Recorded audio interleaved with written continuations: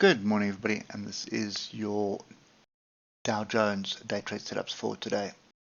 So not quite what I was expecting yesterday, and for me this is now a very wide range. I'm starting on the daily chart at the moment.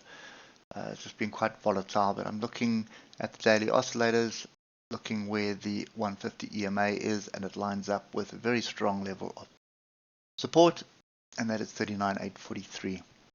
So if we just get down to the 8 hour, really we're expecting us to pick up one of these levels. I want to put all of them in, but I suppose let's just put two in. I really was expecting us to defend one of these two levels. I mean, that's a very strong area of support, and that failed dismally. We just plummeted. Now look at the bar or price action here. You can see small bars getting bigger and bigger. This could very well be an exhaustion bar at the moment. We're coming into a very strong area of support, and obviously on the daily, this is a big daily range. So we come into the bottom of the daily range. Look at the oscillators, all grouped to the downside. A real scope for more moves down, and even on the 3 hour, this bar going into the close yesterday, and I see it on most of the indexes. That to me is starting to look like an exhaustion bar. So my feeling at the moment is we are heading to the bottom of a range, and you can see it's on the hour as well. One-way traffic didn't even pause here, just plummeted through and then plummeted through again. So these are two big levels that we need to pay attention to.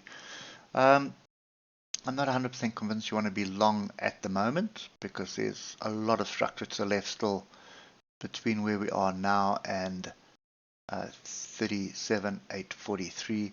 And in fact, I think if I just do that, there's even more structure lower down as well at 37,254. So I'm not entirely convinced we are falling to the floor, and as I've said many times, this is your line in the sand, 37,254. We would need to drop below that, come back, reject it, and then start turning. Then I would argue for a double top and a move down. But now this is starting to set up a much bigger range. So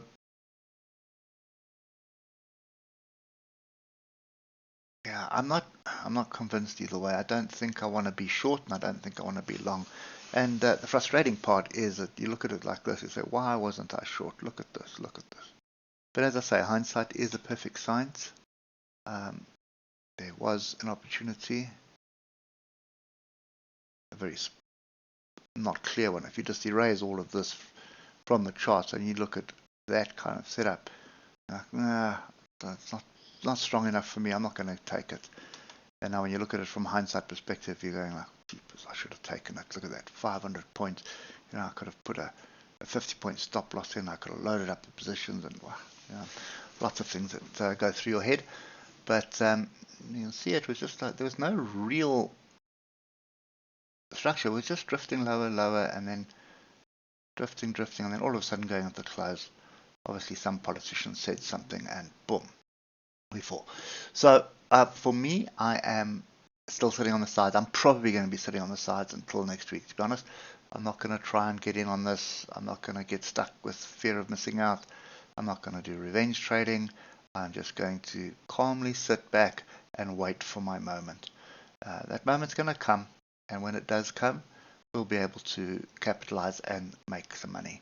But at the moment, this is just not something I want to get involved in. I much prefer bigger moves down, bigger moves up, reject an area nicely, make it clear that we are going to go in a direction. Don't just drift like it's been drifting like this. It's not something I like trading. Anyway, if you want to know about fear of missing out, watch my S&P video. I think a long-winded explanation there, and we'll catch up with you tomorrow. Cheers for now.